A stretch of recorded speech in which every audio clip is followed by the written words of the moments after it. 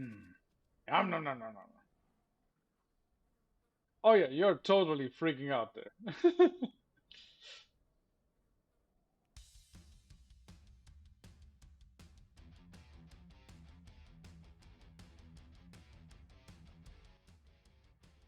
Hello everybody, welcome to Sjoher Reviews with me, Sjoher, where I pay for mobile games and check them out so you don't have to. Today we're gonna take a look at Ultimate Lions Simulator 2. Why there's a 2, I have no idea. Just imagine how the first one was. So, what is the Ultimate Lions Simulator? Well, it's basically a sandbox game where you play as a lion. And what do all lions have in common? You would think that all they do is just to hunt for food, go have some water to drink, and then just move around and talk to other lions or something like that. But no. You'd be mistaken because you have to get because lions also gather resources and build stuff, and apparently have pockets somewhere where they can store stuff.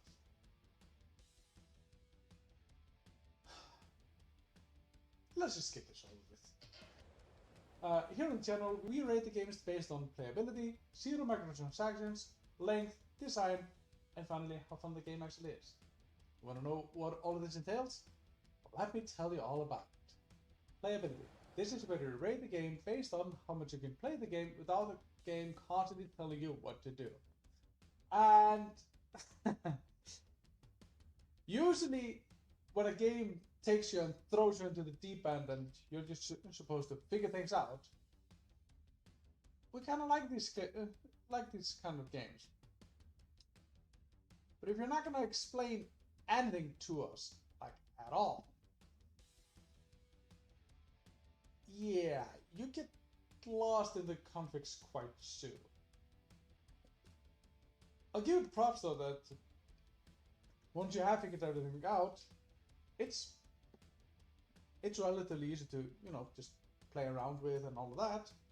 But if you don't know, especially where you can build stuff, what type of stones you can pick up and what are just part of the background, and more stuff like that, and animals, no matter how big or small they are, they only give one resource, and you need maybe like 20 of some resources to build stuff.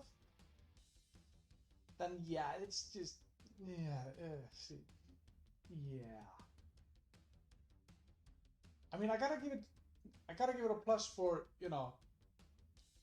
just throws you in. You can do whatever you want basically, but some hint about where you can build stuff that would be a welcome, a big welcome. So in playability, I'm gonna give it a 2. Just being a little bit generous, but yeah, we'll give it a 2. Zero microtransactions. This is where we take a look at the in-game store and or ads, given the price we paid for it. And I paid like 97 euro cents for it. So you expect games that cheap to have something in it, and I was pleasantly surprised that there was nothing in it. You just purchase the game, you play it, that's it. Nothing else you have to worry about. So, in my mind, and in our minds, that's an automatic 5. So, kudos to the game for that. No microtransaction did. You just purchase it, you play it, that's it. Play. This is where we take a look at how long the game appears to be and or how much replayability you can get out of the game. And of course based on the price point. And it's a difficult one because it's an open sandbox game. So obviously you can play it forever and ever and ever and ever and ever and ever and ever. But are you really gonna do that? I mean, there's probably someone out there that is going to do that, but yeah, it's just not that type of game where you are going to enjoy playing that in the long run. But then again, it's only 97 cents, so I can't complain too much. So middle of the ground of 3, that seems more than fair. Design. This is where we take a look at the design of the game, user interface, art, background music, you know the drill.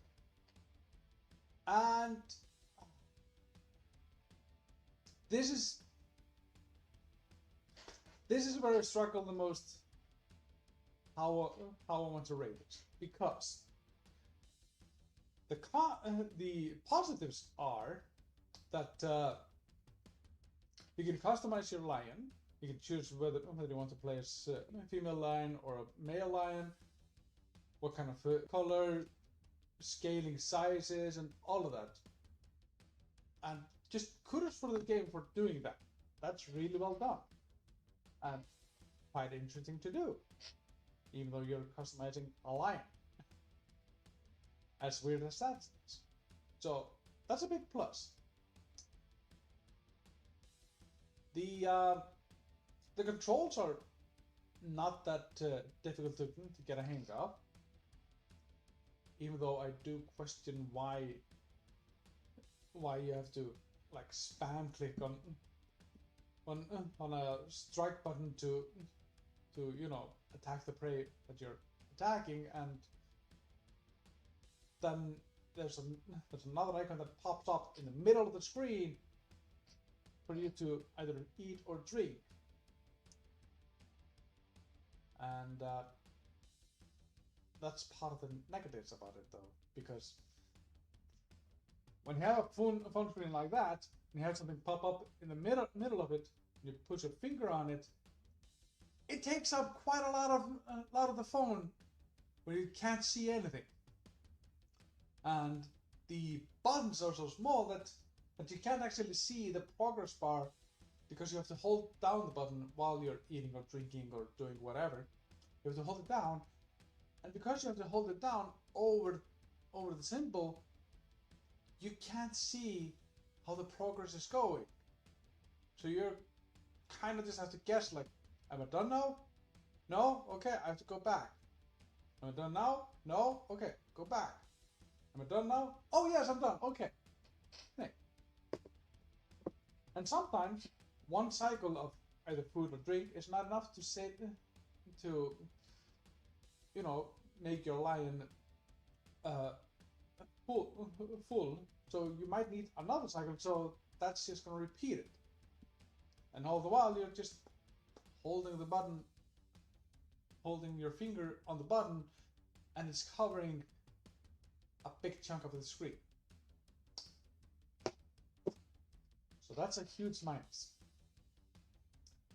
And like I mentioned, there's building aspects, like you have an inventory system, and I can forgive that. Lions with the inventory system, whatever. It's a fantasy world, whatever. I don't care. But it doesn't explain to you where you can build. And once you find the places where you can actually build, that's when you start to realize how much of a grind fest this game actually is. And yeah. Like I mentioned earlier, when you kill a bird, you get feathers from it. But you only get 1 unit of feathers.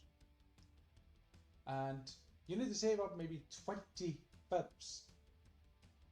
So you're gonna have to run around everywhere trying to find more birds to kill. 20 to be exact, because each of them only drops 1. So you're gonna have to find 20 birds to attack and kill just to get the feathers from, just so you can build a sleeping bag or something like that. So the customization and all of that, it's not enough to push it up to that extent. Another plus though for the game is that, okay, even though there's no background music, which is it's debatable whether it's a minus or a plus. I do appreciate that they have like animal sounds in it and all of that, but they can get really repetitive real fast, which is not ideal. So in the end, in the design department, I'm gonna give it a 2. Yeah, let's go with a 2. Fun. This is where we rate, well, basically how fun the game actually is. And for me personally,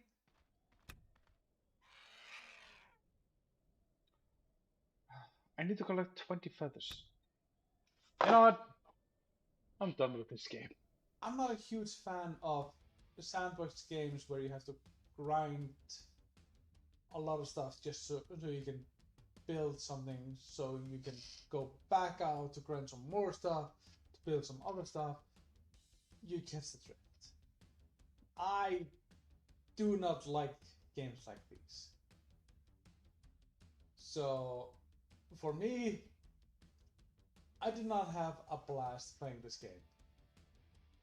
It is possible that if you purchase this game, that you're gonna enjoy it quite a lot. But for me, yeah, I did not enjoy it. So I'm gonna have to give it a 1. Yeah, a single point. Because me personally, I didn't enjoy it.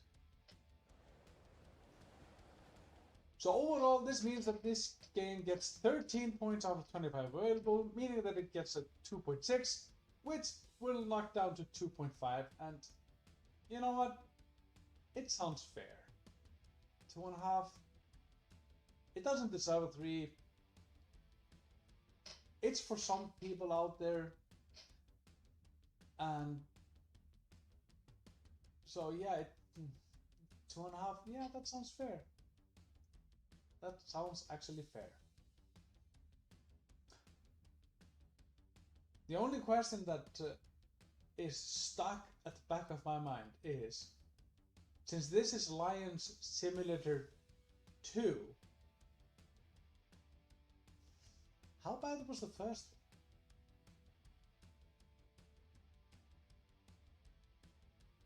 one? Anyway, that's it for today. Thank you so much for watching. Remember to like, share, subscribe, all of that nonsense. And I'll see you in the next video. Take care. Bye bye. Bye bye.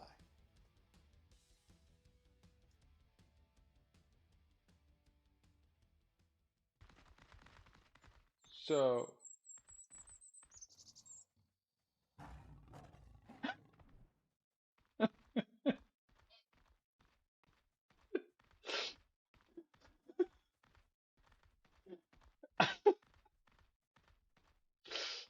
oh,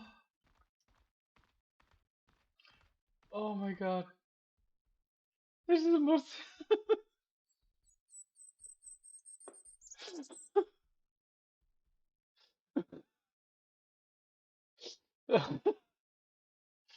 Oh, oh my god. What did I just purchase? Oh, I can't. Just. Whee!